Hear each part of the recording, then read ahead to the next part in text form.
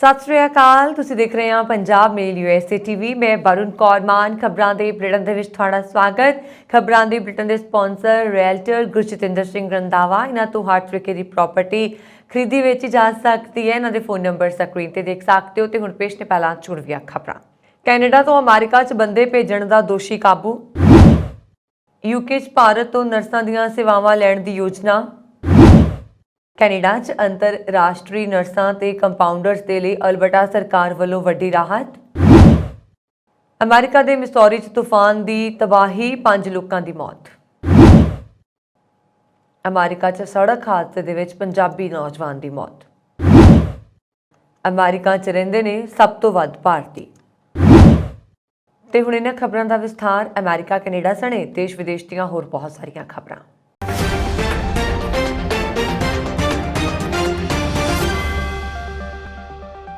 Canada तो सरहद पार करवा के अमेरिका च वाड़न के दोषां च ब्रैम्पटन वासी सिमरनजीत सिंह उर्फ शैली सिंह पुलिस के हत्थ आया है, जिसनूं ओंटारियो च अदालती कार्रवाई तो बाद बीते दिन कैनेडियन अधिकारियों ने अमेरिकी पुलिस के हवाले किया है, जिथे उसनूं बीते बुधवार अमेरिकी संघी अदालत विच पेश किया गया। अदालती दस्तावेज़ों के मुताबक सिमरनजीत सिंह 2010 तो कैनेडा च सी, जिथे शरणार्थी केस रद्द होने तो बाद उसनूं देश निकाला होया सी, पर इसे दौरान उसने विदेशियां नूं सरहद पार करवाउण दे धंधे च हत्थ रंगणे शुरू किए। दस्तावेज़ों के मुताबक वो गैर कानूनी तरीके दे नाल 1000 तो वध लोकां नूं कैनेडा तो अमेरिका च लंघा चुका है। इस केस विच एक प्रवासी ने अपने बयान च दस्सिया कि उसने अमेरिका जाण दे लई $35,000 दिते ने। 2023 ਦੇ ਹੁਣ तक बीते 95 ਦਿਨਾਂ 'ਚ क्यूबैक ਦੇ ਇੱਕ ਸਰਹੱਦੀ ਲਾਂਘੇ ਨੇੜਿਓਂ ਲੁਕ ਛਪਾ ਕੇ ਨਿਊਯਾਰਕ ਜਾਣ ਦੀ ਤਾਕ ਵਿੱਚ ਪੁਲਿਸ ਨੇ 80 ਤੋਂ ਵੱਧ ਵਿਦੇਸ਼ੀ गिरफ्तार ਕੀਤੇ ਨੇ, ਜਿਨ੍ਹਾਂ 'ਚ ਬਹੁਤੀ ਗਿਣਤੀ ਭਾਰਤ ਅਤੇ ਰੋਮਾਨੀਆ ਦੇ ਨਾਗਰਿਕਾਂ ਦੀ ਦੱਸੀ ਜਾ ਰਹੀ ਹੈ।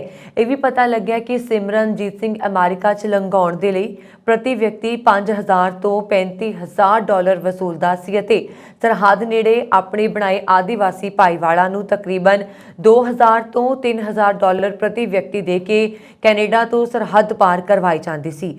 ਆਦੀਵਾਸੀ ਭਾਈਵਾਲਾਂ ਦੇ ਵਿੱਚ ਨਸ਼ਿਆਂ ਦੀ ਆਦੀ ਇੱਕ ਔਰਤ ਵੀ ਸੀ, ਜੋ ਪ੍ਰਵਾਸੀਆਂ ਨੂੰ ਨਿਊਯਾਰਕ ਸਟੇਟ ਵਿੱਚ ਸਰਹੱਦ ਤੋਂ ਅਮਰੀਕਾ ਅੰਦਰ 15 ਕਿਲੋਮੀਟਰ ਦੂਰ ਸਥਿਤ ਮੋਟਲ ਤੱਕ ਛੱਡ ਕੇ ਆਉਂਦੀ ਸੀ। ਮਾਰਚ 2020 'ਚ ਔਰਤ ਅਮਰੀਕਾ 'ਚ ਮੋਟਲ ਨੇੜਿਓਂ ਗ੍ਰਿਫਤਾਰ ਕੀਤੀ ਗਈ ਤਾਂ ਅਧਿਕਾਰੀਆਂ ਵਾਸਤੇ ਸਿਮਰਨਜੀਤ ਦੇ ਧੰਦੇ ਦਾ ਮੱਕੜ ਜਾਲ ਬੇਨਕਾਬ ਕਰਨਾ ਸੌਖਾ ਹੋ ਗਿਆ। ਇੱਕ ਅਖਬਾਰ ਵਿੱਚ ਖਬਰ ਛਪੀ ਦੇ ਅਨੁਸਾਰ ਸਿਮਰਨਜੀਤ 2010 ਵਿੱਚ ਆਪਣੀ ਪਤਨੀ ਅਤੇ ਬੱਚੇ ਸਮੇਤ ਮੌਂਟਰੀਅਲ ਪੁੱਜਾ ਸੀ, ਜਿੱਥੇ ਉਸਨੇ ਭਾਰਤ ਵਿੱਚ ਆਪਣੀ ਜਾਨ ਨੂੰ ਖਤਰਾ ਦੱਸ ਕੇ ਸ਼ਰਨਾਰਥੀ ਕੇਸ ਅਪਲਾਈ ਕੀਤਾ। ਇਸ ਤੋਂ ਬਾਅਦ ਉਸਦੀ ਮਾਂ ਅਤੇ ਇੱਕ ਹੋਰ ਬੱਚਾ ਵੀ ਭਾਰਤ ਤੋਂ ਕੈਨੇਡਾ ਪੁੱਜੇ ਤੇ ਸ਼ਰਨਾਰਥੀ ਕੇਸ ਕੀਤਾ, ਪਰ ਇਮੀਗ੍ਰੇਸ਼ਨ ਐਂਡ ਰਿਫਿਊਜੀ ਬੋਰਡ ਵੱਲੋਂ ਉਹਨਾਂ ਨੂੰ ਸਾਰੇ ਜਿਹੜੇ ਕੇਸ ਨੇ ਉਹਨਾਂ ਦੇ ਰੱਦ ਕਰ ਦਿੱਤੇ ਗਏ ਸੀ। ਸਿਮਰਨਜੀਤ ਦੇ ਕੋਲ ਪਾਸਪੋਰਟ ਨਾ ਹੋਣ ਕਰਕੇ ਉਸਨੂੰ ਕੈਨੇਡਾ ਤੋਂ ਭਾਰਤ ਮੋੜਨ 'ਚ ਰੁਕਾਵਟ ਰਹੀ ਔਰ ਇਸੇ ਦੌਰਾਨ ਉਸ ਦਾ ਪਹਿਲੀ ਪਤਨੀ ਨਾਲ ਤਲਾਕ ਹੋਇਆ ਤਾਂ ਉਸਨੇ ਕੈਨੇਡਾ ਦੀ ਸ਼ਹਿਰੀ ਔਰਤ ਨਾਲ ਵਿਆਹ ਕੀਤਾ, ਜਿਸ ਦੇ ਆਸਰੇ ਨਾਲ ਕੈਨੇਡਾ ਵਿੱਚ ਪੱਕੇ ਹੋਣ ਦੀ ਅਰਜ਼ੀ ਲਗਾਈ। PR ਦੀ ਉਹ ਅਰਜ਼ੀ ਅਜੇ ਵਿਚਾਰ ਅਧੀਨ ਸੀ, ਪਰ ਇਸੇ ਦੌਰਾਨ ਉਸ ਦੀ ਪੋਲ ਖੁੱਲ੍ਹ ਗਈ। ਬ੍ਰਿਟੇਨ ਦੇ ਵੇਲਜ਼ ਵਿੱਚ ਇੱਕ ਸਥਾਨਕ ਸਿਹਤ ਬੋਰਡ ਅਗਲੇ 4 ਸਾਲਾਂ ਦੇ ਵਿੱਚ ਵਿਦੇਸ਼ ਤੋਂ ਲਗਭਗ 900 ਨਰਸਾਂ ਨੂੰ ਨੌਕਰੀ ਤੇ ਰੱਖਣ ਦੀ ਯੋਜਨਾ ਬਣਾ ਰਿਹਾ ਹੈ। ਇਹਨਾਂ ਵਿੱਚੋਂ ਬਹੁਤੀਆਂ ਨਰਸਾਂ ਕੇਰਲ ਤੋਂ ਆਉਣ ਦੀ ਸੰਭਾਵਨਾ ਹੈ। BBC ਦੀ ਲੋਕਲ ਤੇ ਡੈਮੋਕ੍ਰੇਸੀ ਰਿਪੋਰਟਿੰਗ ਸਰਵਿਸ ਦੇ ਮੁਤਾਬਕ ਨੈਸ਼ਨਲ ਹੈਲਥ ਸਰਵਿਸ ਵੇਲਜ਼ ਤੇ ਸਵੈਨੀਅਸ ਬੇ ਯੂਨੀਵਰਸਿਟੀ ਹੈਲਥ ਬੋਰਡ ਨੂੰ ਮੌਜੂਦਾ ਵਿੱਤੀ ਵਰ੍ਹੇ 'ਚ ਕੁੱਲ 350 ਵਿਦੇਸ਼ੀ ਨਰਸਾਂ ਮਿਲਣਗੀਆਂ। ਸਾਲ 2023-24 ਵਿੱਚ 350 ਵਿਦੇਸ਼ੀ ਨਰਸਾਂ ਨੂੰ ਨੌਕਰੀ ਤੇ ਰੱਖਣ ਦੇ ਲਈ ਲਗਭਗ 47 ਲੱਖ ਪਾਉਂਡ ਖਰਚ ਹੋਣ ਦੀ ਉਮੀਦ ਹੈ, ਜਿਸ ਨਾਲ 15 ਲੱਖ ਪਾਉਂਡ ਦੀ ਬਚਤ ਹੋਏਗੀ। ਅਲਬਰਟਾ ਸਰਕਾਰ ਨੇ ਆਪਣੇ ਦੇਸ਼ ਦੇ ਕੁਝ ਸੂਬਿਆਂ ਦੀ ਤਰਜ਼ ਤੇ ਉਹ ਸ਼ਰਤਾਂ ਹਟਾ ਦਿੱਤੀਆਂ ਨੇ, ਜਿਨ੍ਹਾਂ ਕਰਕੇ ਦੁਨੀਆ ਭਰ ਤੋਂ ਨਰਸਾਂ ਜਾਂ ਕੰਪਾਊਂਡਰਸ ਦਾ ਕੋਰਸ ਪਾਸ ਕਰਕੇ ਕੈਨੇਡਾ ਆਏ ਇਹਨਾਂ ਲੋਕਾਂ ਨੂੰ ਕੈਨੇਡਾ 'ਚ ਨੌਕਰੀ ਹਾਸਲ ਕਰਨ ਦੇ ਲਈ ਕਈ ਔਖੇ ਟੈਸਟਾਂ 'ਚੋਂ ਲੰਘ ਕੇ ਫਿਰ ਕਈ ਪੇਪਰ ਪਾਸ ਕਰਨੇ ਪੈਂਦੇ ਸਨ। ਹੁਣ ਇਹ ਸਭ ਬੰਦ ਕਰ ਦਿੱਤਾ ਹੈ। ਜ਼ਿਕਰਯੋਗ ਹੈ ਕਿ ਕੈਨੇਡਾ ਦੇ ਕੋਲ, ਖਾਸ ਕਰ ਅਲਬਰਟਾ ਦੇ ਕੋਲ ਡਾਕਟਰਸ ਤੇ ਨਰਸਾਂ ਦੀ ਇੰਨੀ ਘਾਟ ਹੈ ਕਿ ਸਰਕਾਰੀ ਹਸਪਤਾਲਾਂ 'ਚ ਮਰੀਜ਼ਾਂ ਨੂੰ ਸੰਭਾਲਣ ਦੇ ਲਈ ਕੋਈ ਯੋਗ ਤਜਰਬੇਕਾਰ ਨਰਸ ਡਾਕਟਰ ਹੀ ਨਹੀਂ ਹੈ, ਜਿਸ ਕਰਕੇ ਲੋਕਾਂ ਦੀ ਭਾਰੀ ਮੰਗ ਨੂੰ ਲੈ ਕੇ ਇਹ ਫੈਸਲਾ ਲੈਣਾ ਪਿਆ, ਜਿਸ ਨੂੰ ਕਾਫੀ ਸ਼ਲਾਘਾਯੋਗ ਮੰਨਿਆ ਜਾ ਰਿਹਾ ਹੈ। ਅਮਰੀਕਾ ਦੇ ਦੱਖਣ ਪੂਰਬੀ ਮਿਸੌਰੀ ਵਿੱਚ ਬੁੱਧਵਾਰ ਤੜਕੇ ਆਏ ਭਿਆਨਕ ਤੂਫਾਨ ਦੇ ਨਾਲ 5 ਲੋਕਾਂ ਦੀ ਮੌਤ ਹੋ ਗਈ। ਪਿਛਲੇ 2 ਹਫ਼ਤਿਆਂ ਦੇ ਵਿੱਚ ਇਹ ਤੀਜਾ ਸਭ ਤੋਂ ਘਾਤਕ ਤੂਫਾਨ ਸੀ। ਮੌਸਮ ਵਿਗਿਆਨੀਆਂ ਨੇ ਖਰਾਬ ਮੌਸਮ ਬਾਰੇ ਚੇਤਾਵਨੀ ਦਿੱਤੀ ਹੈ ਕਿਉਂਕਿ ਇਸ ਸਾਲ ਦੀ ਸ਼ੁਰੂਆਤ ਤੋਂ ਹੁਣ ਤੱਕ ਇੱਥੇ ਕਈ ਭਿਆਨਕ ਤੂਫਾਨ ਆ ਚੁੱਕੇ ਨੇ। ਤੂਫਾਨ ਬੁੱਧਵਾਰ ਤੜਕੇ 3:30 ਵਜੇ ਦੇ ਕਰੀਬ ਮਿਸੌਰੀ ਵਿੱਚ ਆਇਆ ਅਤੇ ਸੇਂਟ ਲੁਈਸ ਤੋਂ ਲਗਭਗ 80 ਕਿਲੋਮੀਟਰ ਦੱਖਣ ਦੇ ਵਿੱਚ ਬਲੌਗਿੰਗ ਕਾਉਂਟੀ ਵਿੱਚ ਇੱਕ ਪੇਂਡੂ ਖੇਤਰ 'ਚੋਂ ਹੋ ਕੇ ਲੱਗਿਆ। ਇਸ ਨਾਲ ਦਰਖਤ ਡਿੱਗੇ, ਘਰਾਂ ਨੂੰ ਨੁਕਸਾਨ ਪਹੁੰਚਿਆ, ਭਾਰੀ ਤਬਾਹੀ ਹੋਈ। ਖੇਤਰ ਦੀ state highway petrol superintendent Eric ਨੇ ਇੱਕ ਨਿਊਜ਼ ਕਾਨਫਰੰਸ ਨੂੰ ਦੱਸਿਆ ਕਿ ਤੂਫਾਨ ਨਾਲ ਸੰਬੰਧਿਤ ਘਟਨਾਵਾਂ 'ਚ 5 ਲੋਕਾਂ ਦੀ ਮੌਤ ਹੋਈ ਅਤੇ 5 ਹੋਰ ਜ਼ਖਮੀ ਹੋਏ ਨੇ। ਔਲਸਨ ਨੇ ਕਿਹਾ ਕਿ 12 ਇਮਾਰਤਾਂ ਤਬਾਹ ਹੋਈਆਂ ਨੇ ਅਤੇ ਕਈ ਦਰਜਨ ਹੋਰ ਨੁਕਸਾਨੇ ਗਏ ਨੇ। ਪਿੰਡ ਤਲਵੰਡੀ ਕੂਕਾ ਦੇ ਨੌਜਵਾਨ ਰਾਜਵਿੰਦਰ ਸਿੰਘ ਪੁੱਤਰ ਤਰਲੋਕ ਸਿੰਘ ਦੀ ਸੜਕ ਹਾਦਸੇ 'ਚ ਮੌਤ ਹੋ ਗਈ। ਮ੍ਰਿਤਕ ਨੌਜਵਾਨ ਦੇ ਪਿਤਾ ਤਰਲੋਕ ਸਿੰਘ ਤੇ ਮਾਤਾ ਜਗਜੀਤ ਕੌਰ ਨੇ ਦੱਸਿਆ ਕਿ ਕਰਜ਼ਾ ਚੁੱਕ ਕੇ ਕਰੀਬ 5 ਸਾਲ ਪਹਿਲਾਂ ਪੁੱਤਰ ਨੂੰ ਅਮਰੀਕਾ ਭੇਜਿਆ ਸੀ, ਜਿੱਥੇ ਉਹ ਕੈਲੀਫੋਰਨੀਆ 'ਚ ਰਹਿ ਕੇ ਟਰਾਲਾ ਚਲਾਉਂਦਾ ਸੀ। ਉਹ ਪੱਕਾ ਹੋ ਚੁੱਕਿਆ ਸੀ ਤੇ ਕੁਝ ਹੀ ਦਿਨਾਂ 'ਚ ਗ੍ਰੀਨ ਕਾਰਡ ਮਿਲਣ ਵਾਲਾ ਸੀ। ਸਵੇਰੇ 7:30 ਵਜੇ ਅਮਰੀਕਾ ਰਹਿੰਦੇ ਪਰਿਵਾਰਕ ਮੈਂਬਰਾਂ ਨੇ ਫੋਨ ਕਰਕੇ ਪਿਛਲੇ ਦਿਨ ਇਸ ਘਟਨਾ ਸੰਬੰਧੀ ਜਾਣਕਾਰੀ ਦਿੱਤੀ। ਉਹਨਾਂ ਨੇ ਦੱਸਿਆ ਕਿ ਉਹ ਟਰੱਕ ਲੈ ਕੇ ਮੈਰੀਲੈਂਡ ਸ਼ਹਿਰ ਗਿਆ ਸੀ। ਜਦੋਂ ਟਰੱਕ ਤੋਂ ਥੱਲੇ ਉਤਰ ਕੇ ਦੁਕਾਨ 'ਚ ਜਾਣ ਦੇ ਲਈ ਸੜਕ ਕ੍ਰਾਸ ਕਰਨ ਲੱਗਾ ਤਾਂ ਇੱਕ ਤੇਜ਼ ਰਫ਼ਤਾਰ ਕਾਰ ਨੇ ਉਸ ਨੂੰ ਟੱਕਰ ਮਾਰ ਦਿੱਤੀ ਤੇ ਉਸ ਦੀ ਮੌਕੇ ਤੇ ਮੌਤ ਹੋ ਗਈ। ਮ੍ਰਿਤਕ ਨੌਜਵਾਨ ਦੇ ਪਰਿਵਾਰ ਨੇ ਨੌਜਵਾਨ ਦੀ ਮ੍ਰਿਤਕ ਦੇ ਭਾਰਤ ਲਿਆਉਣ ਦੇ ਲਈ ਭਾਰਤ ਸਰਕਾਰ ਤੋਂ ਮਦਦ ਦੀ ਗੁਹਾਰ ਲਗਾਈ ਹੈ। ਲੱਖਾਂ ਭਾਰਤੀ ਅਮਰੀਕਾ ਜਾਣ ਦੀ ਇੱਛਾ ਰੱਖਦੇ ਨੇ। ਇਸ ਦੇ ਪਿੱਛੇ ਸਭ ਤੋਂ ਵੱਡਾ ਕਾਰਨ ਉੱਥੇ ਸਾਰੀਆਂ ਲੋੜੀਂਦੀਆਂ ਸਹੂਲਤਾਂ ਦੀ ਉਪਲਬਧਤਾ ਹੈ। ਇੱਕ ਰਿਪੋਰਟ ਦੇ ਮੁਤਾਬਕ ਅਮਰੀਕਾ 'ਚ 46 ਲੱਖ ਤੋਂ ਵੱਧ ਭਾਰਤੀ ਰਹਿੰਦੇ ਨੇ। ਦੂਜੇ ਨੰਬਰ ਤੇ ਸੰਯੁਕਤ ਅਰਬ ਅਮੀਰਾਤ ਹੈ, ਜਿੱਥੇ ਭਾਰਤ ਦੇ 31.5 ਲੱਖ ਲੋਕ ਰਹਿੰਦੇ ਨੇ। ਤੀਜੇ ਨੰਬਰ ਤੇ ਮਲੇਸ਼ੀਆ ਆਉਂਦਾ ਹੈ, ਜਿੱਥੇ ਲਗਭਗ 30 ਲੱਖ ਭਾਰਤੀ ਰਹਿੰਦੇ ਨੇ। ਚੌਥੇ ਨੰਬਰ ਤੇ ਰਹਿਣ ਵਾਲੇ ਖਾੜੀ ਦੇਸ਼ਾਂ 'ਚ ਇੱਕ ਸਾਊਦੀ ਅਰਬ 'ਚ 2.8 ਮਿਲੀਅਨ ਤੋਂ ਵੱਧ ਲੋਕ ਰਹਿੰਦੇ ਨੇ। ਮਿਆਂਮਾਰ ਸੂਚੀ 'ਚ 5ਵੇਂ ਸਥਾਨ ਤੇ ਹੈ, ਜਿੱਥੇ 20.8 ਲੱਖ ਲੋਕ ਰਹਿੰਦੇ ਨੇ। ਭਾਰਤ ਵਿੱਚ ਬਹੁਤ ਸਾਰੇ ਲੋਕ ਯੂਕੇ ਜਾਣ ਦੀ ਇੱਛਾ ਰੱਖਦੇ ਨੇ। ਇਹੀ ਕਾਰਨ ਹੈ ਕਿ ਇੱਥੇ 18.30 ਲੱਖ ਯਾਨੀ ਕਿ 18,30,000 ਭਾਰਤੀ ਵਸੇ ਹੋਏ ਨੇ। ਇਸ ਕਾਰਨ ਉਹ ਸੂਚੀ 'ਚ 6ਵੇਂ ਨੰਬਰ ਤੇ ਹੈ। ਤੁਹਾਨੂੰ ਇਹ ਜਾਣ ਕੇ ਹੈਰਾਨੀ ਹੋਏਗੀ ਕਿ ਸ੍ਰੀਲੰਕਾ ਵਰਗੇ ਗਰੀਬ ਦੇਸ਼ ਵਿੱਚ ਵੀ 16 ਲੱਖ ਭਾਰਤੀ ਰਹਿੰਦੇ ਨੇ। ਇਹੀ ਕਾਰਨ ਹੈ ਕਿ ਇਹ ਦੇਸ਼ 7ਵੇਂ ਨੰਬਰ ਤੇ ਹੈ। ਦੱਖਣੀ ਅਫਰੀਕਾ ਦੇ ਵਿੱਚ ਭਾਰਤੀਆਂ ਦੀ ਗਿਣਤੀ 15 ਲੱਖ ਤੋਂ ਵੱਧ ਹੈ, ਜੋ ਕਿਸੇ ਵੀ ਦੇਸ਼ ਵਿੱਚ ਬਸਣ ਵਾਲੇ ਭਾਰਤੀਆਂ ਦੀ ਸੂਚੀ 'ਚ 8ਵੇਂ ਨੰਬਰ ਤੇ ਹੈ। ਕੈਨੇਡਾ ਤੇ ਕੁਵੈਤ 9ਵੇਂ ਤੇ 10ਵੇਂ ਸਥਾਨ ਤੇ ਨੇ, ਜਿੱਥੇ ਕ੍ਰਮਵਾਰ 10,16,000 ਤੇ 9,30,000 ਲੋਕ ਰਹਿੰਦੇ ਨੇ। ਸ਼ੈਫ, ਕੁੱਕਬੁੱਕ ਲੇਖਕ, ਕਿਚਨ ਅਧਿਆਪਕ ਅਤੇ ਕੜੀ ਮਾਹਰ ਰਾਘਵਨ ਅਈਅਰ ਦਾ ਕੈਂਸਰ ਨਾਲ ਲੰਬੀ ਲੜਾਈ ਤੋਂ ਬਾਅਦ ਸ਼ੁੱਕਰਵਾਰ ਨੂੰ ਦੇਹਾਂਤ ਹੋ ਗਿਆ। ਉਹ 61 ਸਾਲ ਦੇ ਸਨ। ਇਸ ਖਬਰ ਦੀ ਪੁਸ਼ਟੀ ਉਹਨਾਂ ਦੇ ਅਧਿਕਾਰਤ ਇੰਸਟਾਗ੍ਰਾਮ ਹੈਂਡਲ ਤੇ ਕੀਤੀ ਗਈ। ਸ਼ੈਫ ਦੇ ਨੁਮਾਇੰਦਿਆਂ ਨੇ ਲਿਖਿਆ ਕਿ ਭਾਰੇ ਅਤੇ ਦੁਖੀ ਦਿਲ ਦੇ ਨਾਲ ਤੁਹਾਨੂੰ ਰਾਘਵਨ ਦੇ ਦੇਹਾਂਤ ਬਾਰੇ ਦੱਸਣਾ ਚਾਹੁੰਦਾ ਹਾਂ। ਕੈਲੀਫੋਰਨੀਆ ਯੂਨੀਵਰਸਿਟੀ ਸਾਨ ਫਰਾਂਸਿਸਕੋ ਦੇ ਹਸਪਤਾਲ ਵਿੱਚ ਉਹਨਾਂ ਦਾ ਦੇਹਾਂਤ ਹੋ ਗਿਆ। ਨਿਊਯਾਰਕ ਟਾਈਮਜ਼ ਦੀ ਰਿਪੋਰਟ ਦੇ ਮੁਤਾਬਕ ਅਈਅਰ ਨੇ ਅਮਰੀਕੀਆਂ ਨੂੰ ਭਾਰਤੀ ਖਾਣਾ ਬਣਾਉਣਾ ਸਿਖਾਇਆ। ਉਹਨਾਂ ਨੇ 7 ਕੁੱਕ ਬੁੱਕਸ ਲਿਖੀਆਂ। ਨਿਊਯਾਰਕ ਟਾਈਮਜ਼ ਦੀ ਰਿਪੋਰਟ ਦੇ ਮੁਤਾਬਕ ਉਹਨਾਂ ਦੀ ਮੌਤ ਦਾ ਕਾਰਨ ਕੈਲੋਰੈਕਟਲ ਕੈਂਸਰ ਦੇ ਨਾਲ ਗੁੰਝਲਦਾਰ ਨਮੂਨੀਆ ਸੀ, ਜਿਸ ਕਾਰਨ ਉਹਨਾਂ ਦੇ ਫੇਫੜਿਆਂ ਤੇ ਦਿਮਾਗ ਦੇ ਵਿੱਚ ਮੈਟਾਸਟਾਈਜ਼ ਹੋ ਗਿਆ ਸੀ। ਉਹ ਮਿਨੀਆਪੋਲਿਸ ਵਿੱਚ ਰਹਿੰਦੇ ਸੀ, ਪਰ ਮੌਤ ਦੇ ਸਮੇਂ ਉਹ ਸਾਨ ਫਰਾਂਸਿਸਕੋ ਵਿੱਚ ਸਨ। ਉਹਨਾਂ ਦੀ ਆਖਰੀ ਕਿਤਾਬ on the curry trail chasing the flavour that seduced the world ਸੀ, ਜਿਸ ਨੂੰ ਉਹਨਾਂ ਨੇ ਕੀਮੋਥੈਰੇਪੀ ਲੈਂਦੇ ਹੋਏ ਲਿਖਿਆ। ਉਹਨਾਂ ਨੇ ਇਸ ਨੂੰ ਕੜੀ ਦੀ ਦੁਨੀਆ ਨੂੰ ਪ੍ਰੇਮ ਪੱਤਰ ਦੱਸਿਆ ਸੀ। ਅਈਅਰ ਦੱਸਣਾ ਚਾਹੁੰਦੇ ਸਨ ਕਿ ਕਿਵੇਂ ਕੜੀ ਭਾਰਤ ਤੋਂ ਦੁਨੀਆ ਭਰ ਵਿੱਚ ਪੁੱਜੀ ਅਤੇ ਉਹ ਸਫਲ ਵੀ ਰਹੇ। ਅਮਰੀਕੀ pharmaceutical company Johnson and Johnson ਪਿਛਲੇ ਕਾਫੀ ਸਮੇਂ ਤੋਂ ਵਿਵਾਦਾਂ ਦਾ ਸਾਹਮਣਾ ਕਰ ਰਹੀ ਹੈ, ਜਦੋਂ ਕਿ ਕੰਪਨੀ ਨੇ ਖਪਤਕਾਰਾਂ ਦੀ ਸੁਰੱਖਿਆ ਦੇ ਮਾਮਲੇ ਕਾਰਨ ਆਪਣਾ ਬੇਬੀ ਪਾਊਡਰ ਵੇਚਣਾ ਬੰਦ ਕਰ ਦਿੱਤਾ ਸੀ। ਹੁਣ ਜੌਨਸਨ ਐਂਡ ਜੌਨਸਨ ਨੇ ਸਾਲਾਂ ਪੁਰਾਣੇ ਮੁਕੱਦਮਿਆਂ ਨੂੰ ਹੱਲ ਕਰਨ ਦੇ ਲਈ $8.9 ਬਿਲੀਅਨ ਦਾ ਪ੍ਰਸਤਾਵ ਕੀਤਾ ਹੈ। ਹਜ਼ਾਰਾਂ ਔਰਤਾਂ ਨੇ ਬੱਚੇਦਾਨੀ ਦੇ ਕੈਂਸਰ ਕਾਰਨ ਕੰਪਨੀ ਤੇ ਮੁਕੱਦਮਾ ਕੀਤਾ। 2020 ਵਿੱਚ ਕੰਪਨੀ ਨੇ ਐਲਾਨ ਕੀਤਾ ਕਿ ਉਹ ਅਮਰੀਕਾ ਤੇ ਕੈਨੇਡਾ ਦੇ ਵਿੱਚ ਬੇਬੀ ਪਾਊਡਰ ਵੇਚਣਾ ਬੰਦ ਕਰ ਦੇਗੀ। ਕੰਪਨੀ ਨੇ ਕਿਹਾ ਕਿ ਉੱਥੇ ਕਈ ਮਾਮਲੇ ਦਰਜ ਹੋਣ ਤੋਂ ਬਾਅਦ ਇਸ ਪਾਊਡਰ ਦੀ ਮੰਗ ਘਟ ਗਈ ਸੀ, ਕਿਉਂਕਿ ਅਜਿਹੀ ਗਲਤ ਜਾਣਕਾਰੀ ਫੈਲ ਗਈ ਸੀ ਕਿ ਇਹ ਪਾਊਡਰ ਸੁਰੱਖਿਅਤ ਨਹੀਂ ਹੈ। ਹੈ। ਹੁਣ ਉਹਨਾਂ ਸਾਲਾਂ ਪੁਰਾਣੇ ਮੁਕੱਦਮਿਆਂ ਨੂੰ ਖਤਮ ਕਰਨ ਦੇ ਲਈ ਕੰਪਨੀ ਨੇ 890 ਮਿਲੀਅਨ ਅਮਰੀਕੀ ਡਾਲਰ ਦੇ ਨਿਪਟਾਰੇ ਦੀ ਪੇਸ਼ਕਸ਼ ਕੀਤੀ ਹੈ। ਦਾਅਵਾ ਕੀਤਾ ਜਾ ਰਿਹਾ ਕਿ ਜਿਨ੍ਹਾਂ ਲੋਕਾਂ ਨੂੰ ਟੈਲਕਮ ਪਾਊਡਰ ਉਤਪਾਦ ਕਾਰਨ ਕੈਂਸਰ ਹੋਇਆ ਹੈ ਉਹਨਾਂ ਨੂੰ 73,000 ਕਰੋੜ ਰੁਪਏ ਦਾ ਮੁਆਵਜ਼ਾ ਦਿੱਤਾ ਜਾਏਗਾ। ਜੌਨਸਨ ਐਂਡ ਜੌਨਸਨ ਦੇ ਅਨੁਸਾਰ ਇਹ ਆਪਣੀ ਸਹਾਇਕ ਕੰਪਨੀ LTL ਪ੍ਰਬੰਧਨ LLC ਦੁਆਰਾ ਅਗਲੇ 25 ਸਾਲਾਂ ਦੇ ਵਿੱਚ ਹਜ਼ਾਰਾਂ ਦਾਅਵੇਦਾਰਾਂ ਨੂੰ ਕਈ ਮਿਲੀਅਨਸ ਦਾ ਭੁਗਤਾਨ ਕਰੇਗਾ। ਹਾਲਾਂਕਿ ਜੌਨਸਨ ਐਂਡ ਜੌਨਸਨ ਦਾ ਮੰਨਣਾ ਹੈ ਕਿ ਉਹਨਾਂ ਦਾ ਟੈਲਕਮ ਪਾਊਡਰ ਉਤਪਾਦ ਸੁਰੱਖਿਅਤ ਹੈ, ਪਰ ਇਸ ਮੁੱਦੇ ਨੂੰ ਪ੍ਰਭਾਵਸ਼ਾਲੀ ਢੰਗ ਨਾਲ ਹੱਲ ਕਰਨਾ ਕੰਪਨੀ ਅਤੇ ਸਾਰੇ ਹਿੱਸੇਦਾਰਾਂ ਦੇ ਹਿੱਤ ਵਿੱਚ ਹੈ। ਜ਼ਿਕਰਯੋਗ ਹੈ ਕਿ ਅਮਰੀਕਾ ਦੀ ਇੱਕ ਅਦਾਲਤ ਨੇ ਕੰਪਨੀ ਤੇ 15,000 ਕਰੋੜ ਰੁਪਏ ਦਾ ਜੁਰਮਾਨਾ ਲਗਾਇਆ ਸੀ। ਇਸ ਮਾਮਲੇ ਦੇ ਵਿੱਚ ਅਦਾਲਤ ਨੇ ਕਿਹਾ ਕਿ ਕੰਪਨੀ ਨੇ ਬੱਚਿਆਂ ਦੀ ਸਿਹਤ ਦੇ ਨਾਲ ਖਿਲਵਾੜ ਕੀਤਾ ਹੈ। ਅਮਰੀਕਾ 'ਚ ਇਸ ਵਿਵਾਦ ਤੋਂ ਬਾਅਦ ਇਹਨਾਂ ਉਤਪਾਦਾਂ ਨੂੰ ਪੂਰੀ ਤਰ੍ਹਾਂ ਬੰਦ ਕਰ ਦਿੱਤਾ ਗਿਆ। ਹਾਲਾਂਕਿ ਕੰਪਨੀ ਇਹਨਾਂ ਦੋਸ਼ਾਂ ਤੋਂ ਇਨਕਾਰ ਕਰਦੀ ਰਹੀ ਹੈ। ਅਮਰੀਕਾ 'ਚ ਭਾਰਤ ਦੇ ਰਾਜਦੂਤ ਤਰਨਜੀਤ ਸਿੰਘ ਸੰਧੂ ਨੇ ਵੀਰਵਾਰ ਨੂੰ ਕਿਹਾ ਕਿ ਭਰੋਸੇਮੰਦ ਆਲਮੀ ਭਾਈਵਾਲਾਂ ਵਜੋਂ ਭਾਰਤ ਤੇ ਅਮਰੀਕਾ ਮੌਜੂਦਾ ਸਮੇਂ ਦੀਆਂ ਗੰਭੀਰ ਚੁਣੌਤੀਆਂ ਨਾਲ ਨਜਿੱਠਣ ਦੇ ਲਈ ਕੰਮ ਕਰ ਰਹੇ ਨੇ। ਨਿਊ ਹੈਂਪਸ਼ਾਇਰ ਸਟੇਟ ਅਸੈਂਬਲੀ ਨੂੰ ਸੰਬੋਧਿਤ ਕਰਦੇ ਹੋਏ ਸੰਧੂ ਨੇ ਕਿਹਾ ਕਿ ਭਾਰਤ ਅੱਜ ਭੂ-ਰਾਜਨੀਤਿਕ ਅਨਿਸ਼ਚਿਤਤਾਵਾਂ ਦੇ ਵਿਚਕਾਰ ਸਥਿਰਤਾ ਦੀ ਰੌਸ਼ਨੀ, ਗਲੋਬਲ ਆਰਥਿਕ ਵਿਕਾਸ, ਗੁੰਝਲਦਾਰ ਚੁਣੌਤੀ ਦੇ ਹੱਲ ਪ੍ਰਦਾਨ ਕਰਨ ਵਾਲੇ ਵਜੋਂ ਖੜਾ ਹੈ। ਉਹਨਾਂ ਨੇ ਕਿਹਾ ਕਿ ਸੰਘਰਸ਼ ਅਤੇ ਵੱਧਦੇ ਤਣਾਅ ਦੇ ਸਮੇਂ ਵਿੱਚ ਭਾਰਤ ਦਿਲਚਸਪ, ਮਹੱਤਵਪੂਰਨ ਅਤੇ ਅਵਿਸ਼ਵਾਸਯੋਗ ਬਣਿਆ ਹੋਇਆ ਹੈ। ਉਹਨਾਂ ਨੇ ਉੱਥੇ ਮੌਜੂਦ ਸੰਸਦ ਮੈਂਬਰਾਂ ਨੂੰ ਕਿਹਾ ਕਿ ਰਾਸ਼ਟਰਪਤੀ ਜੋ ਬਾਈਡਨ ਅਤੇ ਪ੍ਰਧਾਨ ਮੰਤਰੀ ਨਰਿੰਦਰ ਮੋਦੀ ਨੇ ਭਾਰਤ ਅਮਰੀਕਾ ਸੰਬੰਧਾਂ ਨੂੰ ਗਲੋਬਲ ਭਲਾਈ ਲਈ ਸਾਂਝੇਦਾਰੀ ਵਜੋਂ ਪੇਸ਼ ਕੀਤਾ ਅਤੇ ਲੋਕ ਇਸ ਨੂੰ 21ਵੀਂ ਸਦੀ ਦਾ ਸਭ ਤੋਂ ਵਧੀਆ ਰਿਸ਼ਤਾ ਕਹਿੰਦੇ ਨੇ। ਸੰਧੂ ਨੇ ਕਿਹਾ ਕਿ ਭਰੋਸੇਮੰਦ ਗਲੋਬਲ ਭਾਈਵਾਲਾਂ ਵਜੋਂ ਭਾਰਤ ਅਤੇ ਅਮਰੀਕਾ ਸਮੇਂ ਦੀਆਂ ਚੁਣੌਤੀਆਂ ਨਾਲ ਨਜਿੱਠਣ ਦੇ ਲਈ ਕੰਮ ਕਰ ਰਹੇ ਨੇ, ਜਿਸ ਵਿੱਚ ਅਮਰੀਕੀ ਟੈਕਨੋਲੋਜੀ ਅਤੇ ਭਾਰਤੀ ਪ੍ਰਤਿਭਾ, ਵਾਸ਼ਿੰਗਟਨ ਦੀ ਨਵੀਨਤਾ ਕਰਨ ਦੀ ਸ਼ਕਤੀ ਅਤੇ ਨਵੀਂ ਦਿੱਲੀ ਦੀ ਸਮਰੱਥਾ ਸ਼ਾਮਲ ਹੋਏਗੀ। ਉਹਨਾਂ ਨੇ ਕਿਹਾ ਕਿ ਨਵੀਂ ਦਿੱਲੀ ਤੋਂ ਨਿਊ ਹੈਂਪਸ਼ਾਇਰ ਤੱਕ ਕਈ ਸੂਤਰ ਨੇ ਜੋ ਸਾਨੂੰ ਆਪਸ ਵਿੱਚ ਬੰਨ੍ਹਦੇ ਨੇ। ਉਹਨਾਂ ਨੇ ਕਿਹਾ ਕਿ ਦੁਨੀਆ ਦੇ ਸਭ ਤੋਂ ਵੱਡੇ ਲੋਕਤੰਤਰ ਤੋਂ ਲੈ ਕੇ ਅਮਰੀਕਾ ਵਿੱਚ ਸਭ ਤੋਂ ਵੱਡੀ ਰਾਜ ਵਿਧਾਨ ਸਭਾ ਤੱਕ ਅਸੀਂ ਬਰਾਬਰ ਕਦਰਾਂ, ਕੀਮਤਾਂ ਅਤੇ ਦ੍ਰਿਸ਼ਟੀਕੋਣ ਦੁਆਰਾ ਨਿਰਦੇਸ਼ਿਤ ਹਾਂ। ਹੁਣ ਕੰਪਿਊਟਰ ਤੁਹਾਡੇ ਹਰ ਸਵਾਲ ਦਾ ਜਵਾਬ ਮਿੰਟਾਂ 'ਚ ਦੇਣਗੇ ਅਤੇ ਲਰਨਿੰਗ ਮਸ਼ੀਨ ਇੰਨੀ ਤੇਜ਼ੀ ਨਾਲ ਕੰਮ ਕਰੇਗੀ ਕਿ ਤੁਸੀਂ ਵੀ ਹੈਰਾਨ ਰਹਿ ਜਾਓਗੇ। ਦਰਅਸਲ ਅਲਫਾਬੈਟ ਇੰਕ ਗੂਗਲ ਨੇ ਦਾਅਵਾ ਕੀਤਾ ਹੈ ਕਿ ਉਸਨੇ ਦੁਨੀਆ ਦਾ ਸਭ ਤੋਂ ਤੇਜ਼ machine learning training super computer ਬਣਾਇਆ ਹੈ।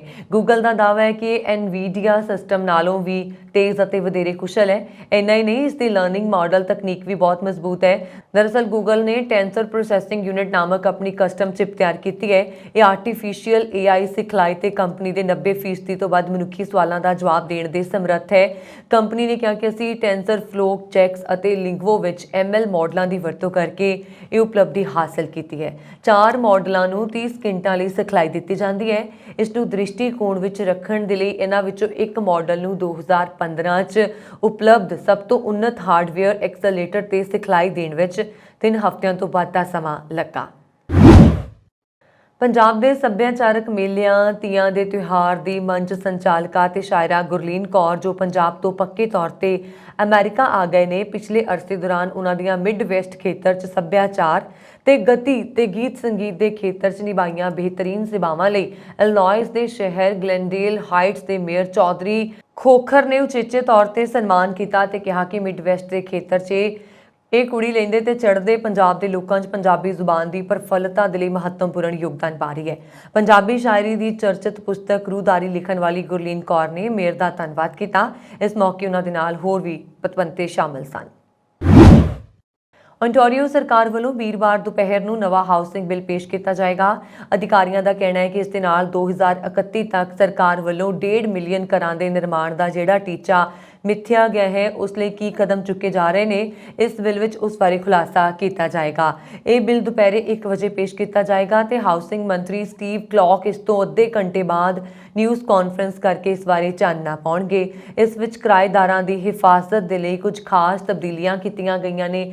ਜੇ ਇਹ ਬਿੱਲ ਪਾਸ ਹੋ ਜਾਂਦਾ ਹੈ ਤਾਂ ਮਕਾਨ ਮਾਲਕਾਂ ਨੂੰ ਘਰ ਦੀ ਮੁਰੰਮਤ ਦੇ ਦੌਰਾਨ ਕਿਰਾਏਦਾਰਾਂ ਨੂੰ 60 ਦਿਨ ਦਾ ਗ੍ਰੇਸ ਪੀਰੀਅਡ ਦੇਣਾ ਹੋਏਗਾ ਤੇ ਮੁਰੰਮਤ ਮੁਕੰਮਲ ਹੋਣ ਤੋਂ ਬਾਅਦ ਕਿਰਾਏਦਾਰ ਪਹਿਲਾਂ ਦੇ ਰਹੇ ਕਿਰਾਏ ਉੱਤੇ ਹੀ ਉਸ ਘਰ ਵਿੱਚ ਪਰਤ ਸਕਣਗੇ। ਜੇ ਮਕਾਨ ਮਾਲਕ ਕਿਰਾਏਦਾਰ ਨੂੰ ਪਹਿਲਾਂ ਵਾਲੇ ਕਿਰਾਏ ਉੱਤੇ ਮੁੜ ਘਰ ਵਿੱਚ ਦਾਖਲ ਨਹੀਂ ਹੋਣ ਦਿੰਦੇ ਤਾਂ ਉਸ ਘਰ ਵਿੱਚੋਂ ਬਾਹਰ ਜਾਣ ਤੋਂ 2 ਸਾਲ बाद जब मुरम्मत मुकम्मल होने तो 6 महीने बाद किराएदार लैंडलॉर्ड एंड टैनेंट बोर्ड कोल अपनी फरियाद अप्लाई कर सकेगा।